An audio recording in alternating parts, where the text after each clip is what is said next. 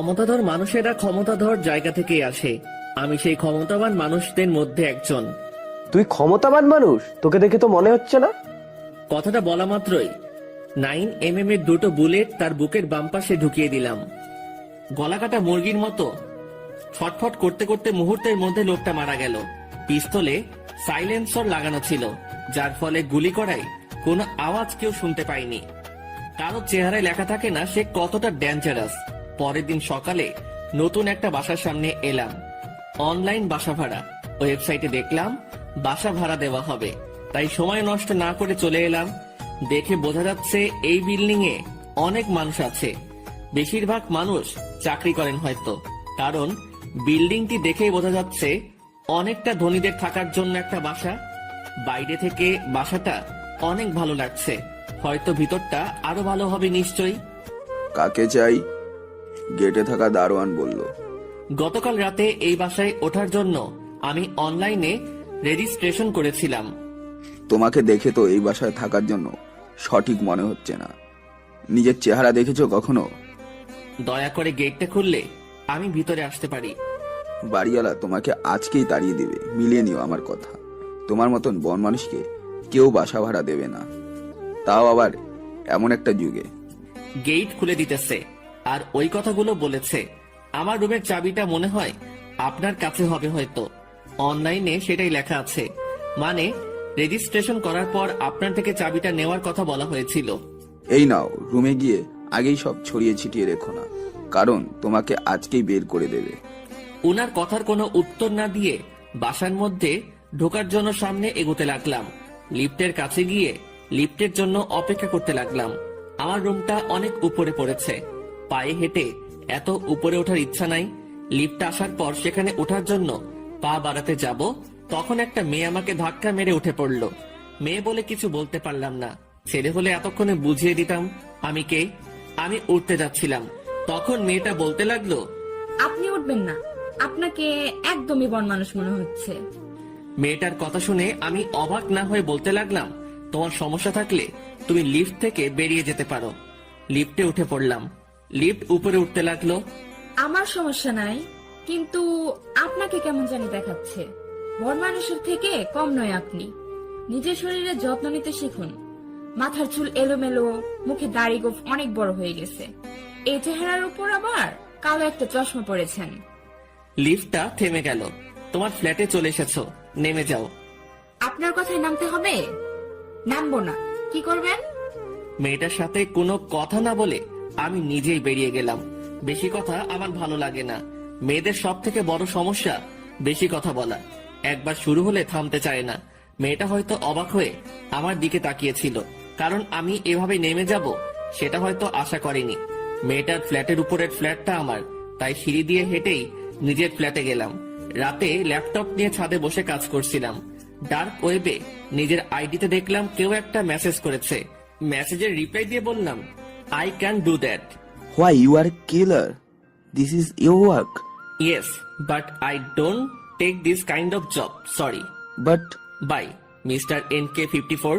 Chat off করে দিয়ে ল্যাপটপের পাশ থেকে সিগারেটের প্যাকেটটা তুলে নেই আমি। একটা শলা ধরিয়ে দুটো কষে টান মারি, তারপর আবার তাকাই ল্যাপটপের স্ক্রিনের দিকে। ডার্ক ওয়েব একটা সোশ্যাল নেটওয়ার্কিং ওয়েবসাইট, অনেকটা ফেসবুকের মতোই, কিন্তু পার্থক্য হচ্ছে এখানে সোশ্যাল কোনো কাজ হয় না, হয় সব সমাজ বিরোধী কাজকর্ম। পৃথিবী বিখ্যাত খুনি, সন্ত্রাসী, লুটেরা আর তাদের সাথে যোগাযোগ রক্ষাকারীদের জন্য স্পেশাল ভাবে তৈরি ডিপ ওয়েব ওয়েবসাইট এটা।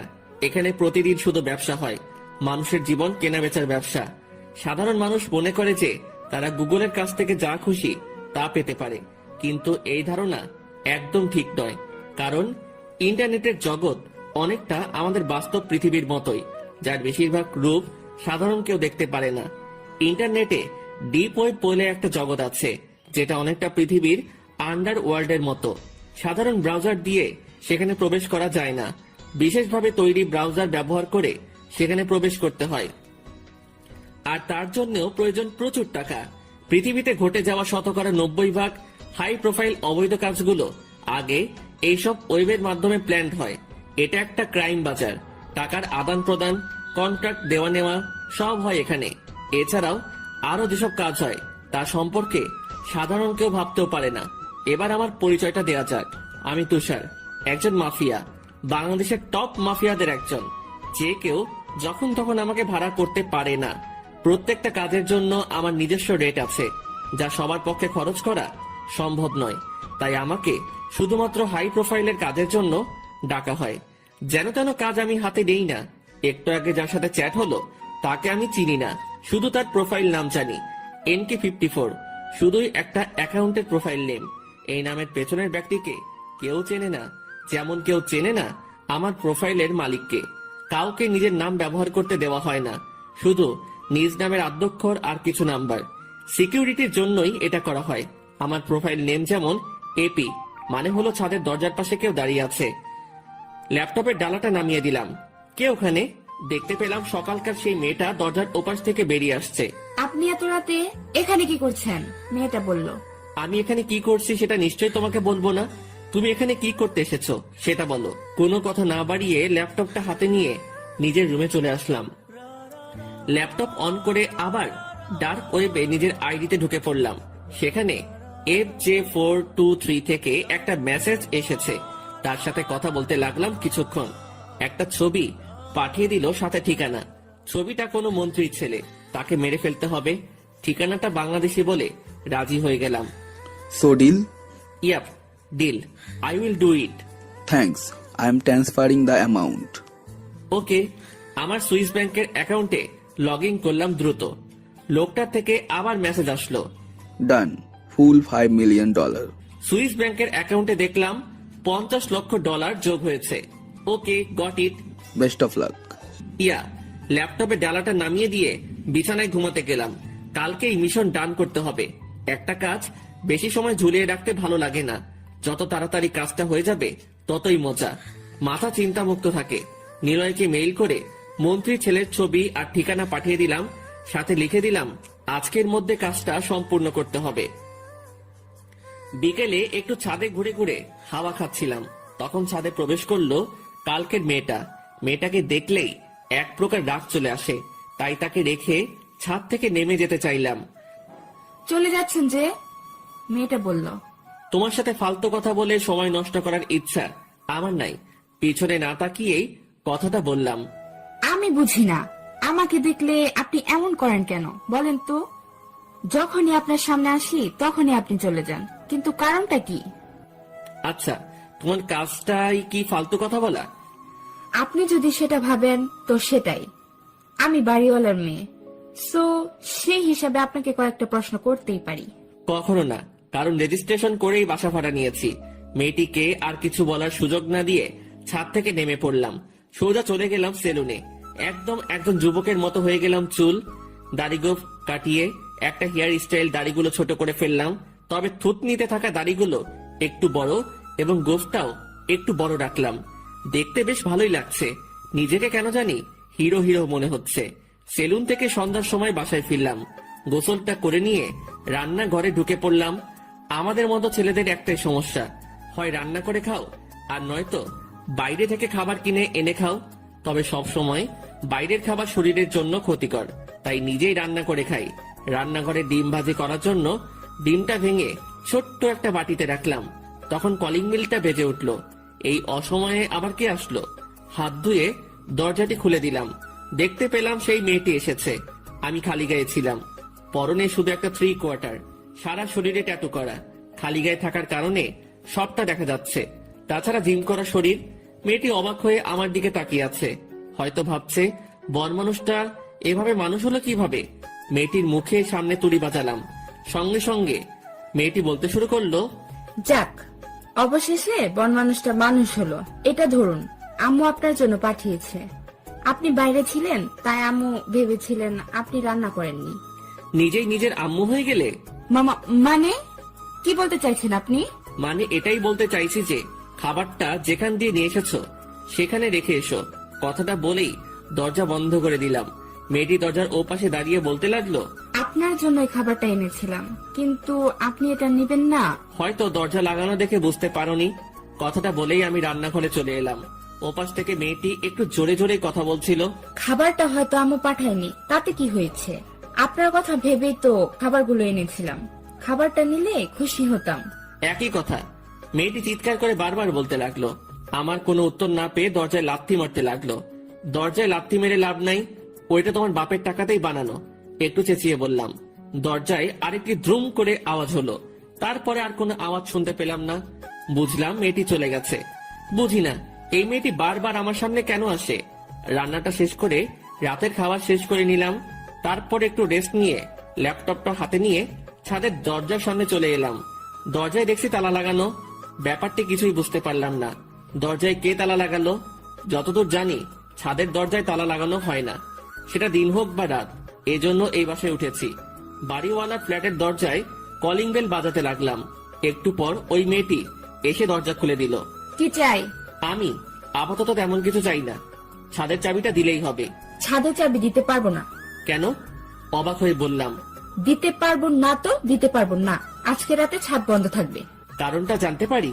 কারণ আপনাকে বলতে বাধ্য নই। আপনি এখান থেকে যেতে পারেন। বাসা ভাড়া নেওয়ার সময় কখনো বলা হয়নি যে কখনো ছাদ বন্ধ থাকবে। তখন বলা হয়নি, তবে এখন বলছি আপনি যেতে পারেন। কথাটা বলেই মেয়েটি দরজা বন্ধ করে দিল। বুঝলাম না মেয়েটি এমন কেন করছে, তবে এতটুকু বুঝলাম মেয়েটি খুব রেগে আছে আমার উপর। সে খুব ভালো করে জানে আমি রাতে ছাদে যাব, তাই ইচ্ছে করে ছাদে তালা মেরে রেখেছে। অত কিছু না ভেবে নিজে ডুবে চলে আসলাম। হ্যালো নিলয়, কই তুই? নিলয়কে কল করে বললাম। এই তো বাসাতেই আছি। কাজটা যেন রাতের মধ্যে হয়ে যায়। ওইসব নিয়ে তুই চিন্তা করিস না, আমাদের লোক ওই ঠিকানায় চলে গেছে। আচ্ছা ঠিক আছে, তাহলে আমি এখন রাখছি। কালকে ইউনিভার্সিটিতে দেখা হচ্ছে। আচ্ছা ঠিক আছে। পরের দিন একটা কার চালিয়ে ইউনিভার্সিটিতে চলে এলাম। কারটা পার্কিং করে ইউনিভার্সিটির মধ্যে ঢুকে পড়লাম। হয়তো এখনো নিলয় আসেনি, তাই ওর জন্য মাঠে অপেক্ষা করতে লাগলাম। তখন কয়েকটা ছেলে আমার সামনে এসে দাঁড়ালো। মনে হচ্ছে সিনিয়র ব্যাচের। ইউনিভার্সিটির সকলে মাঠের মধ্যে আমাদের দিকে তাকিয়ে আছে। বুঝলাম না কেন। দেখে যেহেতু বুঝতে পেরেছেন তাহলে জিজ্ঞাসা করার কি আছে। আরেকটি ছেলে আমার শার্টের কলার চেপে ধরে বলতে লাগলো, সিনিয়রদের সম্মান দিতে শিখিসনি? সিনিয়রদের সাথে কিভাবে কথা বলতে হয় জানিস না তুই? সেটা আমি অবশ্যই জানি, তবে সিনিয়রের মতো সিনিয়র হতে হবে আগে। কলারটা ছেড়ে দিলে ভালো হয়। ধরেছি আমার ইচ্ছায়, আর ছাড়বো আমার ইচ্ছাতেই। ভেবে বলছেন তো? তোর কলার ধরতে আবার ভাবাভাবির কি আছে রে? বেশি কথা বললে না এখানেই মেরে রেখে দেব। ছেলেটার কথা শুনে মাথায় রাগ উঠে গেল। ভাবছি ছেলেটাকে এখানে মেরে ফেলি, রাখি, কিন্তু সেটা করতে ইচ্ছা করছে না। তাই বোঝাতে লাগলাম, ইউনিভার্সিটিতে আজ প্রথম এসেছি, তাই কোনো ঝামেলা করতে চাইছি না। ভালোভাবে বলছি, কলারটা ছেড়ে দিলে ভালো হয়। ছাড়বো না। কি করবি তুই? তখন একটা মেয়ে এসে ছেলেটিকে ধাক্কা দিয়ে সরিয়ে দিল। মেয়েটি আমার বাড়িওয়ালার সেই মেয়ে। এই রকি, উনি আমার বাসায় ভাড়াটিয়া। ওকে এভাবে কেন ধরেছিস? মেয়েটি বলল। আরে নতুন এসেছে, তাই একটু ক্লাস নিচ্ছিলাম আর কি। তোরা যা তো এখান থেকে, ওকে আমি দেখছি। নেহা বলল বলে আজকের মতো এখানেই তোকে ছেড়ে দিলাম। পরবর্তী সময় সিনিয়রদের সম্মান দিয়ে চলবি আশা করি। ছেলেগুলো চলে গেল। বুঝলাম মেয়েটার নাম নেহা। হয়তো ছেলেগুলো ওর আগে থেকে চেনা। মেয়েটি কিছু একটা বলতে যাবে, কিন্তু সুযোগটা দিয়ে সেখান থেকে হাঁটা ধরলাম। আপনাকে বাঁচিয়ে দিলাম, অন্তত ধন্যবাদটা তো বলতে পারতেন। পিছন থেকে মেয়েটি বলল। নিজেকে বাঁচানোর জন্য যথেষ্ট শক্তি আমার শরীরে আছে। হাঁটা না থামিয়ে বলতে লাগলাম, কেমন শক্তি আছে দেখতেই তো পেলাম। আমি না আসলে ওরা আপনাকে এতক্ষণে মেরে হাসপাতালে পাঠিয়ে দিত। এইটা তোমার ভুল ধারণা মাত্র। আর কিছু না বলে গেটের সামনে গিয়ে দাঁড়িয়ে নিলয়ের জন্য অপেক্ষা করতে লাগলাম। ছেলেটা সব সময় লেট। যাক, অবশেষে ছেলেটা আসলো। কালকের মিশনের কি হলো? কাজ হয়ে গেছে, তুই কোনো চিন্তা করিস না। কোনো প্রমাণ রেখে আসা হয়নি। ছেলেটিকে মেরে তার পেট কেটে তার শরীরের পাথর বেঁধে নদীতে ফেলে দিয়েছি। ভালো হয়েছে, চলো এখন ক্লাসের দিকে যাওয়া যাক। আর যত তাড়াতাড়ি সম্ভব ইউনিভার্সিটি আমাদের দখলে নিয়ে আসতে হবে। এখানে যতগুলো ছেলে আছে সবগুলোকে আমাদের দলে দিতে হবে, তাহলেই হবে আসল মজা। কথাগুলো বলতে বলতে ক্লাসের সামনে চলে এলাম। স্যার ক্লাস নিচ্ছিল। স্যার আসতে পারি? আমি বললাম। স্যার আমাদের দিকে ঘুরে চশমায় হাত দিয়ে বলতে লাগলেন, তোমাদের দেখে তো নতুন মনে হচ্ছে, তা প্রথম দিনই এত লেট? আসলে স্যার। থাক থাক, বাহানা বানাতে হবে না। এসব কথা শুনতে শুনতে অভ্যাস হয়ে গেছি। প্রথম দিন বলে কিছু বললাম না, পরের বার ক্ষমা করব না, ভেতরে এসো। আমি আর নিলয় ভিতরে ঢুকে একটা বেঞ্চে বসে পড়লাম। দেখলাম ক্লাসের সবাই আমাদের দিকে তাকিয়ে আছে, জানি না কেন। সবাই এদিকে মনোযোগ দাও। সবাই ক্লাসে মনোযোগ দিল। ক্লাসে অবশ্য মনোযোগ হওয়ার কোনো ইচ্ছা আমার নাই। এসব ক্লাস অনেক আগেই পার করে এসেছি। এখন শুধু ক্লাস হবে মাফিয়া নিয়ে।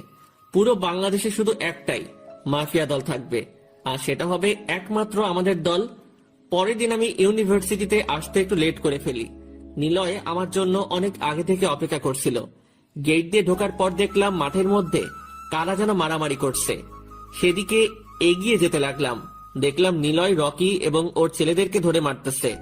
পাশে দাঁড়িয়ে ইউনিভার্সিটির অনেকে দেখছিল, নেহাও ছিল তাদের মধ্যে। পাশে আরেকজনকে দাঁড়িয়ে থাকতে দেখলাম। সম্রাট দাঁড়িয়ে মারামারি দেখছে। সম্রাট আমাদের আরেকজন বন্ধু। আমিও গিয়ে দাঁড়িয়ে ওদের মারামারি দেখতে লাগলাম। নিলয় একাই সবাইকে মেরে মাটিতে শুইয়ে দিচ্ছে, আর অন্যদিকে সম্রাট সেটা দেখে নিলয়কে বাহবা দিয়ে হাতে তালি দিচ্ছে। হঠাৎ রকি এসে নিলয় নাকের উপর একটা ঘুষি মেরে দেয়। আমি সেটা দেখে দৌড়ে ওদের দিকে এগিয়ে যেতে লাগলাম। এই রকি, তুই এটা কি করলি? নীলয়কে মারলি? ওইদিকে দেখ, আবির আসছে। এবার তো তুই মরলি, তোকে তো কেউ বাঁচাতে পারলো না। কাঁধ থেকে ব্যাগটা ছুড়ে দিলাম সম্রাটের দিকে, আর আমি এগিয়ে গিয়ে রকিকে মারতে লাগলাম। রকিকে ইচ্ছে মতো চড় থাপ্পড় কিল ঘুষি মারতে লাগলাম। মাটিতে ফেলে দিয়ে শরীরের উপর একের পর এক লাথি মারতে লাগলাম। রকির একটা ছেলে আমার দিকে এগোনোর সাহস দেখালো না, তারা ভয় পেয়ে পালিয়ে গেল। আমার বেস্ট ফ্রেন্ডকে মেরেছিস? সাহস হয় কি করে তোর? তোকে তো আজ মেরেই ফেলবো। নিলয় আমাকে পিছন থেকে জড়িয়ে রকির থেকে সরিয়ে নিয়ে বলল, ছেড়ে দে ভাই, অনেক হয়েছে, এভাবে মারলে মরে যাবে। কিভাবে ছেড়ে দেব? ও তোর গায়ে হাত তুলেছে, ওরা তো সাহস হয় কি করে? এগিয়ে গিয়ে রকিকে আরেকটা লাথি মারলাম। ভাই শান্ত হয়ে যা। এবারের মতন তোকে ছেড়ে দিলাম, পরবর্তী সময় এমন সাহস দেখালে বাঁচবি না বলে দিলাম। রকির উদ্দেশ্যে কথাগুলো বললাম। আরে দোষটা তোর বন্ধু করেছে, আমি না। আগে গায়ে হাতও তুলেছে তোর বন্ধু। আমার বন্ধু যেটাই করুক সেটা আমার কাছে সঠিক। তোকে এবারের মতো সাবধান করে দিলাম। আজকের জন্য আর ক্লাস করতে ইচ্ছে করছে না। আমি, নিলয় আর সম্রাট তিনজনই ইউনিভার্সিটি থেকে চলে আসলাম। আজকে যেভাবে ওরা মায়ের খাইছে, মনে হয় আমাদের উপরে আর কোনো কথা বলবে না। এরা ইউনিভার্সিটির স্টুডেন্ট, খুব সহজে এরা হার মানবে না। নিশ্চয়ই পরে কিছু করতে চাইবে। সেটা পরে সামলে নেওয়া যাবে। সম্রাট, তোকে না বলেছিলাম ইউনিভার্সিটির সকল ছেলেদের ডিটেলস আনতে? সকলে আনেনি, তবে যারটা নিয়ে আসা দরকার তারটা নিয়ে এসেছি।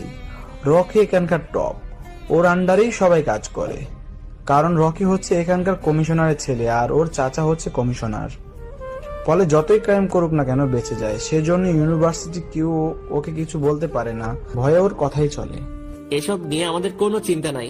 পুলিশকে বুড়ো আঙ্গুল দেখানো খুব সহজ। আচ্ছা, আমি এখন বাসায় যাচ্ছি, কালকে দেখা হবে। ওদের থেকে বিদায় নিয়ে বাসায় চলে আসলাম। রাতের বেলা খাবার খেয়ে ল্যাপটপটা হাতে নিয়ে ছাদে গেলাম। ছাদের দরজা খোলাই ছিল, কিন্তু অবাক করার বিষয় হলো সেখানে আগে থেকেই নেহা উপস্থিত ছিল। সেজন্য ছাদ থেকে নেমে আসতে যাচ্ছিলাম, তখন নেহা বলে ওঠে, আমার থেকে সব সময় দূরে থাকেন কেন? আমি কি আপনাকে বিরক্তি করি নাকি? সেটা নয়, কিন্তু তুমি যথেষ্ট বেশি কথা বলো, আর সেটা আমার একদমই পছন্দ নয়। পিছনে তাকিয়ে বললাম, ওহো, আচ্ছা। আসলে আমার না বেশি কথা বলতে ভালো লাগে, তবে সেটা কোনো নির্দিষ্ট মানুষের সাথে। এমনিতেই আমি কম কথা বলি, এর জন্য অনেকেই আমাকে বোবা বলে। তোমাকে যে বোবা বলবে সে নিশ্চয়ই পাবনা ফেরত হবে, কারণ তুমি মোটেও কম কথা বলো না। নেহার দিকে এগিয়ে আসলাম। আপনি হয়তো আমার কথাটা বুঝতে পারেন নাই। অবশ্যই বুঝতে পেরেছি। কোনো নির্দিষ্ট মানুষ ছাড়া বেশি কথা বলো না। আমার মনে হয় না আমি তোমার বিশেষ বা নির্দিষ্ট কোনো মানুষ, কারণ তোমার সাথে আমার পরিচয়টা তেমন হয়নি। তাই এটাই বলতে হয়, তুমি সবার সাথেই বেশি কথা বলো, আর তোমাকে যারা বোবা বলে তারা নিশ্চয়ই পাগল হবে। তার মানে আপনি বলতে চাইছেন আমি বেশি কথা বলি? তোমার কথা বলা দেখে তো তাই মনে হচ্ছে। আমি মোটেও বেশি কথা বলি না, আপনার সাথে একটু বেশি কথা বলি, এটাই আর কি। আমার সাথে বেশি কথা বলার কারণ জানতে পারি কি? ও মা, তেমন কোনো কারণ নেই, তবে আপনার সাথে না কথা বলতে আমার ভালো লাগে। আচ্ছা, এসব কথা বাদ দিন, আপনাকে কয়েকটা প্রশ্ন করি, আপনি সেগুলো সঠিক উত্তর দিন। তোমার প্রশ্ন শুনে উত্তর দিতে মোটেও ইচ্ছে করছে না, সো প্রশ্ন করা থেকে বিরত থাকো। আমি অবশ্যই প্রশ্ন করব, আর আপনি সেগুলোর উত্তর দেবেন। আমি মোটেও বাধ্য নই, সো তুমি আমাকে জোর করতে পারো না। নেহা আমার দিকে এগিয়ে এসে আমার দুই বাহু শক্ত করে ধরে বলে, আপনি যদি আমার প্রশ্নগুলোর উত্তর না দেন তো আমি আপনাকে ছাদ থেকে ধাক্কা মেরে নিচে ফেলে দেব। সাঁতার জানা মানুষকে সমুদ্রের ভয় দেখাচ্ছ? মানে মানে কি বলতে চাইছেন আপনি? নেহা অবাক হয়ে কথাগুলো বলল, ওসব তুমি বুঝবে না, অনেক রাত হয়ে গেছে, তোমার নিচে যাওয়া উচিত হবে। আপনি এত হেয়ালি করে কথা বলেন কেন? এটা কি আপনার জন্মগত সমস্যা? এটা যদি আমার জন্মগত সমস্যা হয় তাহলে নিশ্চয়ই বেশি কথা বলাও তোমার জন্মগত সমস্যা হবে। নেহা বড় বড় চোখ করে আমার দিকে তাকিয়ে আছে, বাহু দুটো আরো শক্ত করে চেপে ধরে। বুঝলাম মেয়েটা প্রচন্ড রেগে গেছে, কিন্তু রেগে গেলে তাতে আমার কি? কেন জানি মনটা ভালো লাগছে না, সেজন্য মেয়েটির বকর বকর শুনছি। মেয়েটির বকর বকর অবশ্য খারাপ লাগছে না, কারণ কিছুক্ষণ পর পর দুটো কথা বলে ওকে রাগিয়ে দেওয়া যাচ্ছে। অবশ্যই মেয়েটি রাগলে বেশ সুন্দর লাগে। নেহা আমার বাহু দুটো থেকে হাত সরিয়ে নিয়ে একটু দূরে গিয়ে উল্টো পাশ হয়ে দাঁড়ালো। আচ্ছা, আপনি কি আপনার বন্ধু নিলয়কে অনেকটা ভালোবাসেন, তাই না? অনেকটা। পৃথিবীতে একমাত্র ওকে আমি সবচেয়ে ভালোবাসি এবং বিশ্বাসও করি। ওর জন্য নিজের জীবন দিতেও পরোয়া করব না, তেমনটা আমার বেলায় নিলয়ও করবে, সেটা আমি জানি। ও, ভালো। আসলে সকালে মারামারি দেখে জিজ্ঞাসা করতে ইচ্ছে করলো আপনাদের বন্ধুত্বটা কেমন। আচ্ছা, আপনাদের পরিচয় কবে থেকে? কয়েক বছর আগে থেকে। আপনার বাবা মা কোথায় থাকে? এ কি, তুমি তো দেখি প্রশ্ন করেই যাচ্ছ। প্রশ্ন করা থেকে বিরত থাকো, এসব আমার মোটেও ভালো লাগে না। আচ্ছা, ঠিক আছে, করব না। আমি তো মাত্র কয়েকটা প্রশ্ন করলাম আপনাকে।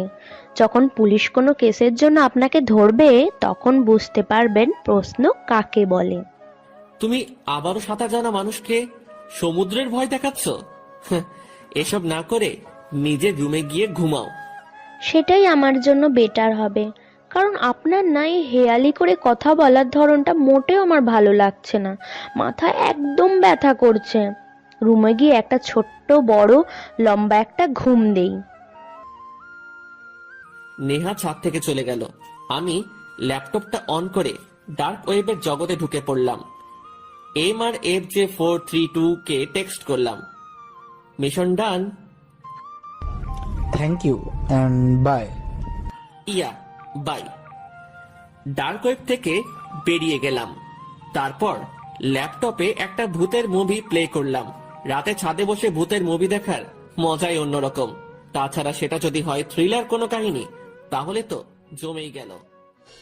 রাত প্রায় 2টা বাজতে চললো, আর আমি মাত্র বাসার সামনে এলাম। গেট খুলে দারোয়ান বাসার মধ্যে ঢুকতে দিল। এত রাতে লিফট নিশ্চিত খোলা নেই, কারণ রাত 12টার পর লিফট বন্ধ করে দেওয়া হয়।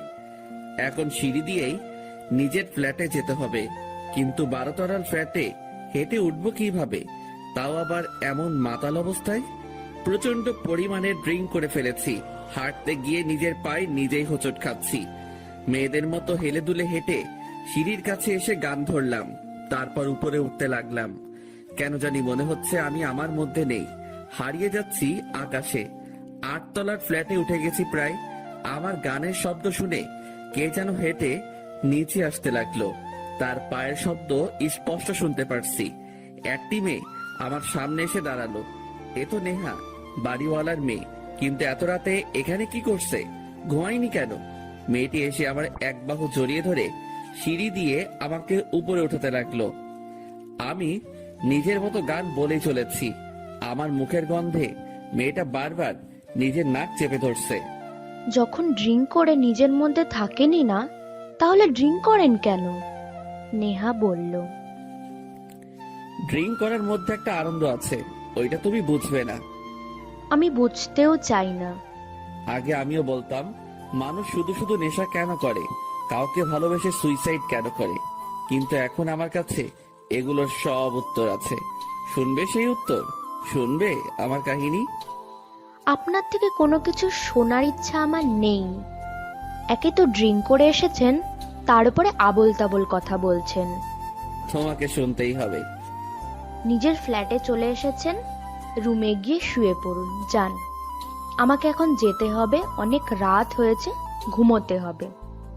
নেহার হাত শক্ত করে চেপে ধরলাম। মেয়েটা হালকা কেঁপে উঠল, দেখে মনে হচ্ছে ভয় পেয়ে গেছে। আমার কথা না শুনলে এখান থেকে তোমায় যেতে দেব না, এইভাবে ধরে রাখবো, আমি বললাম। দেখুন, আমাকে যেতে হবে, হাতটা ছেড়ে দিন। নেহা রেগে গিয়ে বলল। হুম, আমি যেটা বলেছি সেটাই। আচ্ছা ঠিক আছে, শুরু করুন তো আপনার গল্প, নইলে তো আর আমাকে যেতে দেবেন না। এখানে নয়, চলো রুমের মধ্যে গিয়ে বসি। ভয় পেও না, আমি খারাপ কিছু করব না। আমি যতই খারাপ হই না কেন, একটা মেয়েকে সম্মান দিতে জানি। আচ্ছা চলুন। রুমের দরজা খুলে রুমের মধ্যে ঢুকে লাইট জ্বালিয়ে দিলাম। তারপর নেহাকে টেনে বিছানার দিকে নিয়ে গেলাম। ভয় পেও না, তুমি বিছানার উপর বসো আর আমি নিচে বসছি। ওকে জোর করে বিছানার উপর বসিয়ে দিয়ে আমি ফ্লোরে বসে পড়লাম। জানো, সবার মতো আমার জীবনও অনেক সুন্দর ছিল। কি ছিল না আমার জীবনে? হাসি খুশি একটা পরিবার, খুব ভালো একটা চাকরি, আর ওয়েট, আপনার চাকরি ছিল মানে? আপনি তো এখনো ভার্সিটিতে পড়েন। ও, আমি এখনো ভার্সিটিতে পড়ি, কিন্তু কেন? আমি তো পড়ালেখা অনেক আগে শেষ করছি, তাহলে আবার ভার্সিটি কেন যাব? তাছাড়া আমি জব করতাম আগে। তুমি নিশ্চয়ই ভুল বলছো। সেটা আমার থেকে আপনি ভালো জানেন। আচ্ছা তারপর থেকে বলুন। প্রায় 3 বছর আগের ঘটনা, মাত্র 2 মাস হয়েছে। আমি পুলিশের চাকরিতে জয়েন করেছি, কিন্তু বাবাকে তখনও বলিনি, কারণ পুলিশের চাকরি বাবা কখনো ভালোবাসতেন না। তিনি একজন সৈনিক ছিলেন, তিনি চেয়েছিলেন আমিও যেন সেনাবাহিনীর চাকরি করি, আর আমি চেয়েছিলাম আমি একজন সৎ পুলিশ অফিসার হয়ে দেখাবো। বাবা কয়েক বছর আগে সেনাবাহিনীর চাকরিটা ছেড়ে দিয়েছে। আমি পুলিশের চাকরি করতে লাগলাম বাবার অজান্তে, কিন্তু একসময় বাবা জেনে গেল আমি পুলিশের চাকরি করছি। বাবা রেগে গিয়ে আমাকে বাসা থেকে বের করে দেন। পুলিশের চাকরির উপর বাবার একটা রাগ ছিল। তিনি সবসময় মনে করতেন পুলিশরা নরখাদকদের থেকে কম নয়। তার এই ভুল ধারণা ভেঙে দেওয়ার জন্যই আমি পুলিশ হয়েছিলাম। বাবাকে দেখিয়ে দিতে চেয়েছিলাম কিছু পুলিশ সৎ হতে পারে। একটা সৎ পুলিশের টিম গড়তে চেয়েছিলাম। বাসা থেকে বের হওয়ার পর শপথ নিয়েছিলাম সৎ পুলিশ অফিসার হয়ে দেখাবো এবং অন্য সবাইকে সৎ পুলিশ অফিসার বানাবো। আমি আমার শপথ অনুযায়ী চলছিলাম। আমি থানার মধ্যে বসেছিলাম, তখন একটা লোক এসে বলতে লাগলো, স্যার আমাকে বাঁচান, কিছু গুন্ডা আমার দোকান হাতিয়ে নিয়ে সেখানে মদের ব্যবসা শুরু করতেছে। চিন্তা করবেন না, যতক্ষণ আমরা আছি ততক্ষণ আপনাদের মতো মানুষদের সেবা দিয়ে যাব। লোকটা আমাকে অবাক করে দিয়ে বললেন, আপনাকে এর জন্য কত টাকা দিতে হবে? আমার কাছে স্যার এই 10,000 টাকা আছে, এর বেশি দিতে পারবো না। শুনুন চাচা, আমি সরকারের টাকা নিয়ে চাকরি করি, আর সেই টাকা জনগণের থেকেই আসে। সেই হিসেবে আমাদের উচিত সেই জনগণকে প্রোটেক্ট করা। আপনি তো অনেক আগে থেকে টাকা দিয়ে আসছেন, এই টাকা আপনি আপনার কাছেই রেখে দেন। কিন্তু স্যার সব পুলিশই তো টাকা নেয়। সব পুলিশের সাথে আমাকে মেশাতে যাবেন না চাচা। এখন চলুন দেখি কারা মদের ব্যবসা করছে। লোকটাকে গাড়িতে করে তার দোকানের সামনে চলে আসলাম। গাড়িটা দোকানের একটু দূরে পার্ক করলাম। দেখতে পেলাম দোকানের সামনে অনেকে ভিড় করে আছে। প্রায় 30-40 জনের মতো লোক প্রতিবাদ জানাচ্ছে এমন একটা জায়গায় নেশাদ্রব্য বিক্রয় করার জন্য, কিন্তু গুন্ডাদের ভয়ে কেউ এগোতে পারছে না। আমাকে দেখে তাদের মধ্যে একজন বলতে লাগলো, স্যার দেখুন না এরা কি করছে, এদের জন্য সমাজের যুবক ছেলেমেয়েরা নষ্ট হয়ে যাবে। আপনি দয়া করে এদের গ্রেপ্তার করুন এবং দোকানের সব মদ নষ্ট করে দেন। আমি দেখছি বিষয়টা। আমি দোকানের ভিতরে গেলাম, তখন গুন্ডাদের মধ্যে একজন বলে উঠল, স্যার কিছু টাকা দিচ্ছি, চলে যান, এতে আমাদের এবং আপনারই লাভ হবে। আচ্ছা আমি তাহলে এদের তাড়িয়ে দেই আগে। আমি বললাম, আচ্ছা স্যার। আমি বাইরে বেরিয়ে পাড়ার ছেলেদের দিকে এগিয়ে গেলাম। ভিড়ের মধ্যে থেকে কেউ একজন বলে উঠল, পুলিশকে হয়তো টাকা দিয়েছে, এজন্য তাদের কিছু না বলে বাইরে চলে এসেছে। টাকার কাছে পুলিশ একটা কুত্তা। কথাটা কে বলল সামনে এসে সাহস থাকলে? আমি বললাম। ভিড় ঠেলে একটা ছেলে আমার সামনে এসে দাঁড়িয়ে বলল, আমি বলেছি সত্য বলতে ভয় পাই না কখনো। ছেলেটির কানের কাছে মুখ নিয়ে বললাম, ভয় যেহেতু পাও না, তাহলে আমাকে কেন এখানে আসতে হলো? গুন্ডারা সংখ্যায় মাত্র কয়েকজন, আর তোমরা অনেক। চাইলে তোমরাই এটা সমাধান করতে পারো। আগুন জ্বালিয়ে দাও দোকানে, ভয় পেও না, আমি কিছুই বলবো না। কথাটা যেন ছেলেটার বিশ্বাস হতে কষ্ট হচ্ছে। আবারও বললাম, ভয় পেও না, যাও আর আগুন লাগিয়ে দাও। তোমাদের সাথে ওরা পারবে না। জনগণের শক্তি বড় শক্তি, প্রতিবাদ করতে শেখো। তোমার মধ্যেও শক্তি আছে। আমি পুলিশ বলে যে শুধু আমার মধ্যে শক্তি আছে, ভাবলে ভুল করবে। ছেলেটা অন্য সবাইকে এই কথা বলে হাতে আগুনের মশাল নিয়ে দোকানের সামনে গিয়ে দাঁড়াতেই গুন্ডারা ভয়ে দোকান থেকে সরে গেল। দোকানে আগুন লাগিয়ে দিল ওরা। দাও দাও করে আগুন জ্বলছে। তারপর ওরাই গুন্ডাদের মেরে মাটিতে শুইয়ে দিল। তারপর আমি গুন্ডাদের সবাইকে গাড়িতে উঠিয়ে নিলাম। বিকেল বেলায় থানায় একজন ছেলে আসলো। থানায় থাকা সকল পুলিশ তাকে সালাম জানাতে আমিও জানালাম। দেখে ক্ষমতাবান মনে হচ্ছে। তার সাথে আরো কিছু লোক এসেছে। আমার ছেলেদেরকে কে গ্রেফতার করেছে? সে কি জানে না এই ছেলেগুলো আমার লোক, এই হিরোর লোক? আমি তার সামনে গিয়ে দাঁড়ালাম। তার হাত নাড়িয়ে দেখতে লাগলাম। আরে স্যার, আপনি কেন কষ্ট করে আসলেন? আপনি বললে আমি নিজে আপনার সাথে দেখা করতে চলে যেতাম। আরে বসুন না, ওই 2 কাপ কফি নিয়ে আয় কেউ। আমি বললাম। হিরোকে চেয়ারে বসিয়ে আমিও চেয়ারে বসে পড়লাম। এর মধ্যে কফি চলে এসেছে। কফি খেতে খেতে হিরো বলল, আমার ছেলেদেরকে কেন ধরে এনেছিস? আরে স্যার আর বইলেন না, সকালে যে কি কাণ্ড হলো। প্রথমে পাড়ার সব লোক দোকানে আগুন লাগালো, তারপর আপনার ছেলেদেরকে মারতে লাগলো। আমি তো কোনো মতে গ্রেপ্তার করার ছুতোই তাদের বাঁচিয়ে থানায় নিয়ে আসলাম। তা না হলে এতক্ষণে এরা নাড়া পড়ে যেত। এখন আপনি বলেন, আমি কি ভুল করেছি নাকি? তোর বুদ্ধি আছে বলতে হবে অফিসার। এখন ওদের সবাইকে ছেড়ে দে। সেটা না হয় দিচ্ছি, আগে কফিটা শেষ করুন। কফি শেষ হতে হতে গল্প করি চলেন। মন্দ বলিসনি, কি গল্প করব? আপনাকে দেখেই তো বোঝা যাচ্ছে আপনি কত বড় ক্ষমতাবান মানুষ। অনেক পাওয়ার আছে, অনেক ব্যবসা করেন, সেগুলোর ব্যাপারে বলেন শুনি। তুই ঠিক ধরেছিস, অনেক পাওয়ার আমার, অনেক। এই শহরে আমার উপর কেউ কথা বলার সাহস দেখায় না। সব ধরনের কালো ব্যবসাই আমি করি। ঢাকার মধ্যে কয়েকটা মিল আছে আমার, সেগুলোতে মদ তৈরি করা হয়। তাছাড়া ইয়াবা ড্রাগসের ব্যবসাও আছে। ঢাকার কোন কোন জায়গায় সেগুলো? হিরো কফি খেতে খেতে সব বলে ফেলে। তারপর আমি তার ছেলেদেরকে ছেড়ে দেই। যাওয়ার সময় আমাকে টাকার অফার দেয়, তবে আমি বলি এখন নয়, পরে নেব। হিরোর বলা সকল মিলে রাতের বেলায় অভিযান চালানো হয়। সকলে মিলে আগুন জ্বালিয়ে দেই। সেখানে থাকা সকল লোককে গ্রেফতার করে থানায় নিয়ে এসে আটকে রাখি। গাড়িটা একটা চায়ের দোকানের সামনে পার্ক করলাম। সেখানে বসে বসে চা খাচ্ছিলাম। আমার সাথে আরো অনেক ছেলেরা বসে চা খাচ্ছিল। কেউ বয়সে বড়, আবার কেউ ছোট। চায়ের দোকান থেকে ভার্সিটি 2 মিনিটের রাস্তা। একটা মেয়ে স্টাইলিশ সাজে চায়ের দোকানের সামনে দিয়ে হাঁটে যাচ্ছিল। যদিও কাঁধে ব্যাগ আছে, তবুও দেখে বোঝা যাবে না মেয়েটি ভার্সিটিতে পড়ে। মেয়েটিকে দেখে রাস্তার দাঁড়িয়ে থাকা কয়েকটা বখাটে ছেলে শীষ বাজাতে লাগলো, সাথে 2-1টা খারাপ মন্তব্য করলো। মেয়েটি ছেলেগুলোর দিকে এগিয়ে গিয়ে বলল, ঘরে মা বোন নেই, মেয়ে দেখলেই শরীর গরম হয়ে ওঠে নাকি? তোদের মতো জানোয়ারগুলোর জন্য মেয়েরা বাসা থেকে বের হতে ভয় পায়। ঘরে মা বোন তো আছে, কিন্তু তোমার মতো এমন একটা আইটেম তো আর নেই, ছেলেগুলোর মধ্যে একজন বলল। কথাটা বলে ছেলেগুলো হাসিতে মেতে উঠলো। মেয়েটিকে আরো খারাপ খারাপ মন্তব্য করতে লাগলো। চায়ের দোকানদার বলতে লাগলো, রোজ রোজ এসব দেখতে দেখতে অভ্যস্ত হয়ে গেছি, বুঝলেন স্যার। পুলিশও এদের কিছু বলতে পারে না, কারণ ছেলেগুলোর মধ্যে একজন মেয়েদের ছেলে। তো মামা, আজকে কি নতুন কিছু দেখতে ইচ্ছে করছে নাকি? দেখতে চাইলে আমি দেখাতে পাই। চায়ের দোকানদারদের উদ্দেশ্যে বললাম। পুলিশ হয়ে লাভ নেই, ওরা পুলিশকে ভয় পায় না, আর পুলিশও কিছু বলে না। আপনি পুলিশ, তাতে ওদের কিছু যায় আসে না। আপনি চা খাচ্ছেন, বসে বসে চা খান।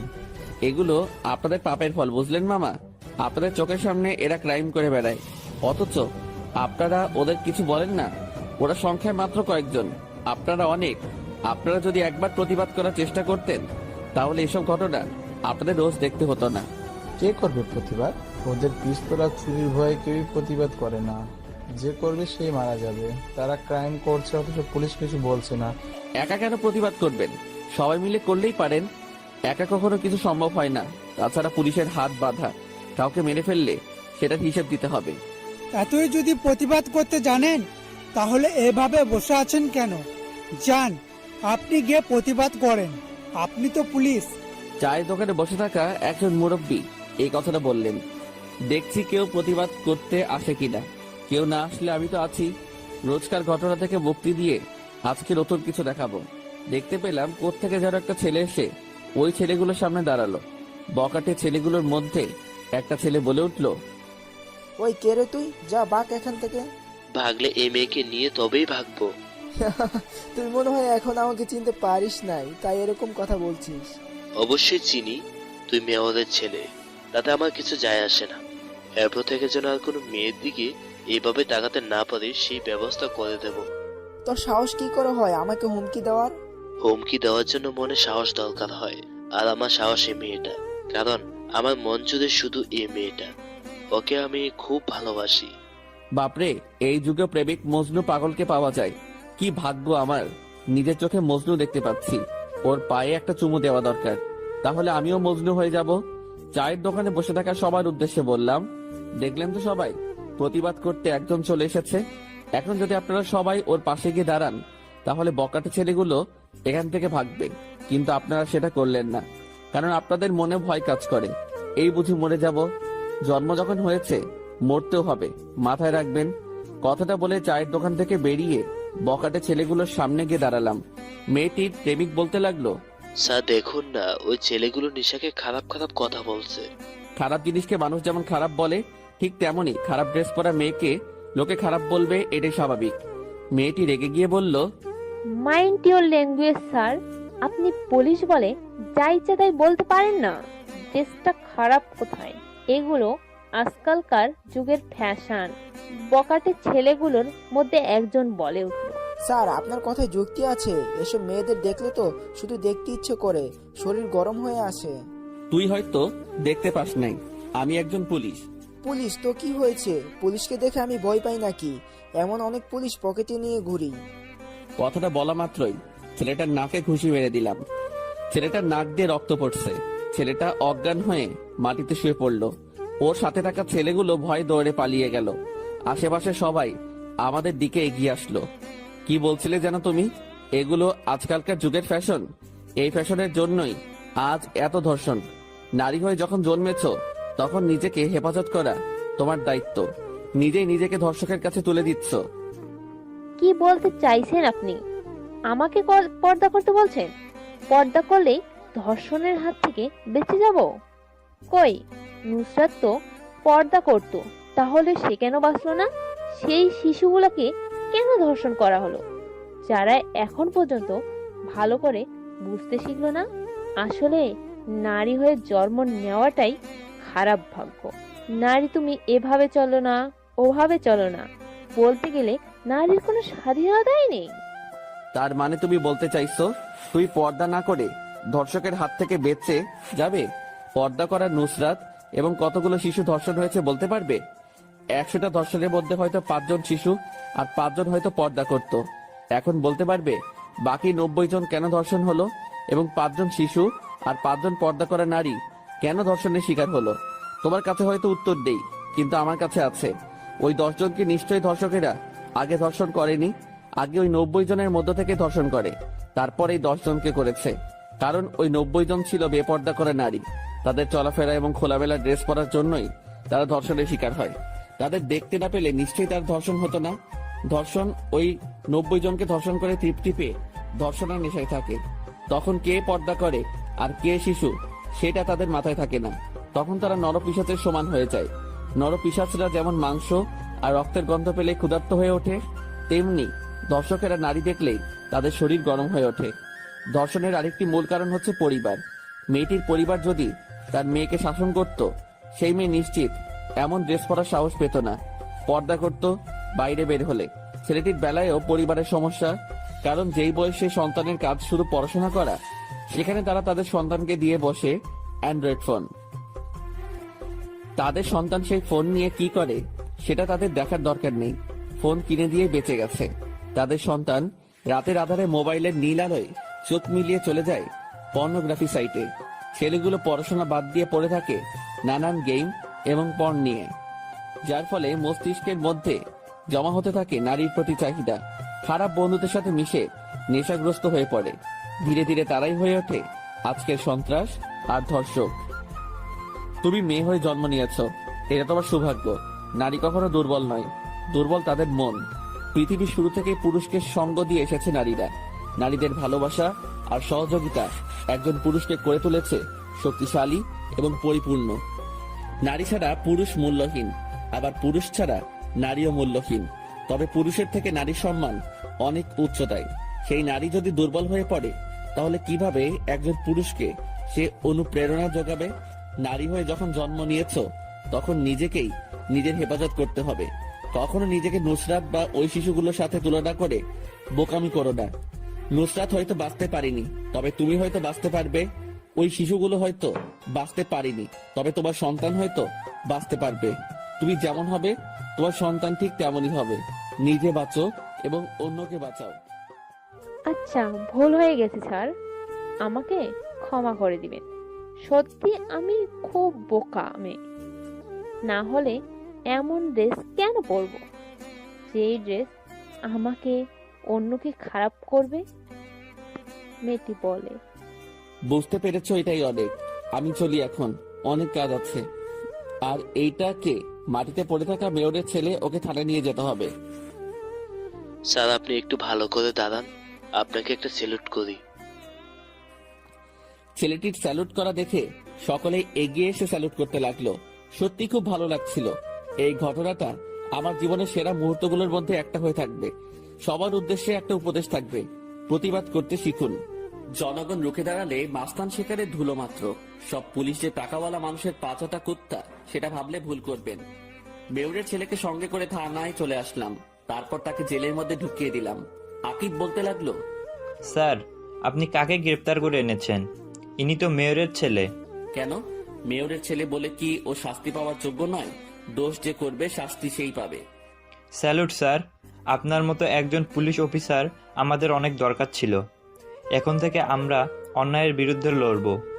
কিন্তু স্যার, ওর নাক দিয়ে যে রক্ত বের হচ্ছে, চিকিৎসার দরকার ছিল না? চিকিৎসার দরকার নেই, মরলে মরবে। পৃথিবী থেকে একটা নরপিশাচ দূর হবে। ঠিক বলেছেন স্যার, রাহাত বলল। আমি সবসময় ঠিক বলি। একটু পর দেখ, মেয়র আর হিরো সাহেব চলে আসবে। আসতে তো হবেই, কারণ হিরোর দলের ছেলেরা থানায় আর মেয়রের আপন ছেলে থানায়। কথাটা বলতে বলতে হিরো, মেয়র সাহেব এবং তাদের ছেলেরা থানার মধ্যে ঢুকে পড়লো। জানি না এখন আমার অবস্থা কি হবে। হিরো থানার মধ্যে থাকা চেয়ার টেবিল ভাঙচুর করতে লাগলো। তোর সাহস কি করে হয় আমার সাথে লাগার? তোকে তো আমি এখানেই মেরে রেখে দেব। শান্ত হ, গলা নামিয়ে কথা বল। এতদিন পুলিশ দেখেছিস, এখন থেকে পুলিশের পাওয়ার দেখবি। আমি বললাম। হিরো তার পিস্তল আমার দিকে তাক করে বলল, তোকে এখানেই মেরে চলে যাব, আর পুলিশ আমার কিছুই করতে পারবে না। এই রকম পুলিশকে আমি পকেটে নিয়ে ঘুরি। আকিব, ছবি তুলে নিয়েছো তো এই দৃশ্যের? হ্যাঁ স্যার, এখন এসব ছবি আর ভিডিও কমিশনারের কাছে পাঠিয়ে দেব, তারপর একে ডিরেক্ট এনকাউন্টার। রাহাত বলল। তো মিস্টার হিরো সাহেব, এখন ভাগেন এখান থেকে, নইলে জেলের মধ্যে ভরে দেব। আপাতত তোকে কিছু বলতে চাইছি না। তোর বাপের সাম্রাজ্য ধ্বংস করে তারপর তোকে দেখাবো। আপাতত তুই এখান থেকে ভাগ। তোকে তো আমি দেখে নেব। তুই সাপের লেজে পা দিয়েছিস, মনে রাখিস। আপাতত তোকে আমি কিছুই বলছি না। তোর এই পুলিশগিরি আমি বের করে ছাড়বো। হিরো তার দলবল নিয়ে থানা থেকে চলে গেল। তারপর মেয়র সাহেব বলতে লাগলেন, আমার ছেলেকে কেন গ্রেপ্তার করেছো? রাস্তায় দাঁড়িয়ে মেয়েদের সাথে খারাপ ব্যবহার করছিল। আমি তাকে বারণ করায় আমার সাথে খারাপ ব্যবহার করে, আর তাকে মেরে এখানে তুলে নিয়ে এসেছি। ছাড়া পাওয়ার আশা করবেন না। কয়েকদিন পুলিশের ডান্ডার মাইর খেয়ে নিক, তারপর ছেড়ে দিব। আপনি এখন আসতে পারেন। তুমি এটা ঠিক করলে না পুলিশ অফিসার, এর জন্য তোমাকে খুব পস্তাতে হবে, মনে রেখো। আরে যান আপনি, যা হবে ওসব নিয়ে আমি ভাবি না। পুলিশের চাকরি করতে এসেছি, জনগণকে নিরাপত্তা দিতে, কোনো নেতার গোলামি করতে নয়। মেয়র সাহেব আর কিছু না বলে চলে গেলেন। বিকেলবেলা হিরোর ভিডিও আর ছবিগুলো কমিশন মাহবুব সাহেবের হাতে তুলে দিলাম। ভিডিওটায় দেখা যাচ্ছে হিরো তার পাপের সাম্রাজ্যের কথা কিভাবে বলছে, আর ছবিগুলো আজকের যখন ও আমার দিকে পিস্তল তাক করেছিল। স্যার, আমি আপনার কাছে ওকে ইনকাউন্টার করার জন্য অনুমতি চাইছি। অনেকগুলো খুন করেছে ও, তাছাড়া কালো ব্যবসা করে। আমি বললাম, দেখো আবির, আগে আদালত থেকে সেজন্য অফিসিয়াল ভাবে অনুমতি নিতে হবে, তারপর আমি তোমাকে অনুমতি দিতে পারবো। আচ্ছা স্যার, তাহলে আমি এখন চলি। আশা করি খুব শীঘ্রই অনুমতি পেয়ে যাব। হ্যাঁ, তুমি এখন যাও। কমিশনারের কাছ থেকে ফিরে এলাম। নিজের বাসার মধ্যে ঢুকতেই দেখতে পেলাম হিরো এবং মেয়র সাহেব আমার বাসার সোফায় বসে আছে, আর ওর দলবল পাশে দাঁড়িয়ে আছে। আরে আবির স্যার যে, আসুন আসুন, আপনার জন্য তো সেই কখন থেকে বসে আছি। এখানে কি করছিস? মরার জন্য পাকনা গছিয়ে গেছে মনে হচ্ছে। মরার খুব ইচ্ছে দেখছি তোর। আমি বললাম, আরে তেমন কিছুই না, বসুন এখানে, তারপর বলি। আচ্ছা থাক, বসতে হবে না, ব্রিফকেসটা খুলুন। এখানে আমারও কিছু কোম্পানির ডিটেইলস আছে, যদি পারিস তো সেগুলো ধ্বংস করে দেখা, আর যদি পারিস তাহলে আমি শহর ছেড়ে চলে যাব। রেগে সে বলল। ব্রিফকেসটা হাতে নিয়ে খুলে দেখলো সেখানে অনেকগুলো টাকা, হবে হয়তো প্রায় $10,00,000 মতন। কিন্তু হিরো যে তাকে বলল সেখানে কোম্পানির ডিটেলস আছে। হা হা হা, খেলটা তুই শুরু করেছিলি, শেষটা না হয় আমিই করি। তোর চালটা তোর উপরেই ফেললাম। একজন পুলিশ অফিসার হয়ে একজন মাফিয়ার কাছ থেকে ঘুষ নিচ্ছিস, এজন্য তোর চাকরি চলে যাবে, নিশ্চিত থাকিস। জেলও হতে পারে। তুই যেমন ছবি তুলে আমাকে ফাঁসিয়েছিলি না, ঠিক সেভাবেই তোকে আমি ফাঁসালাম। আমি চলি এখন, পরে দেখা হবে। আমাদের সাথে লাগতে আসার ঝালটা বুঝিয়ে দিব, মেহের সাহেব বললেন। তারপর বাসা থেকে সবাই বেরিয়ে চলে গেল। সত্যি নিজের উপর ঘৃণা হচ্ছে। এই বড় বোকামি কিভাবে করলাম? ওর কথা মতো ব্রিফকেসটা খুললাম কেন? আমি নিশ্চিত কালকে আমার পুলিশ ডিপার্টমেন্টে শেষ দিন। সমস্যা নাই, তবে হিরোকেও শাস্তি পেতে হবে। পরের দিন সকালবেলা আমি থানায় পৌঁছাতে দেখতে পেলাম কমিশনার মাহবুব সাহেব থানার মধ্যে বসে আছে। সে কিছু ছবি আমার দিকে ছুড়ে মারল, যেগুলো গতকাল হিরো তুলেছিল। এসব কি? একজন পুলিশ অফিসার হয়ে ঘুষ নিচ্ছ? এজন্য তোমাকে চাকরি দেওয়া হয়েছিল? স্যার, ওরা আমাকে ইচ্ছে করে ফাঁসিয়েছে। আমি নির্দোষ স্যার। তোমার এই মন গড়া কথা শুনতে ইচ্ছে করছে না। এই মুহূর্তে তুমি সরকারের দেওয়া সকল জিনিস দিয়ে এখান থেকে বেরিয়ে যাও।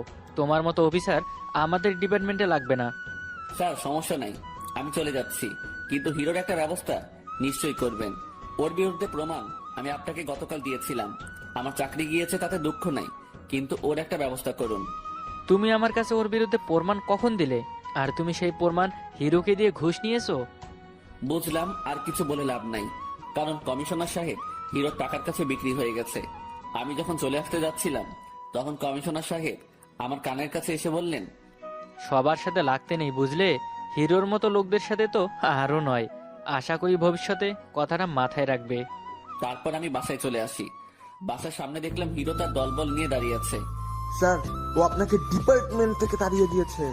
আমি তো বিশ্বাসই হচ্ছে না, আপনার মতন একজন সৎ পুলিশ অফিসারকে কেউ কিভাবে বের করে দিতে পারে। এটা তুই একদম ভালো কাজ করলি না। তুই ভালো কাজ করেছিস আমার সাথে। আমার কোটি কোটি টাকা তোর জন্য নষ্ট হয়েছে।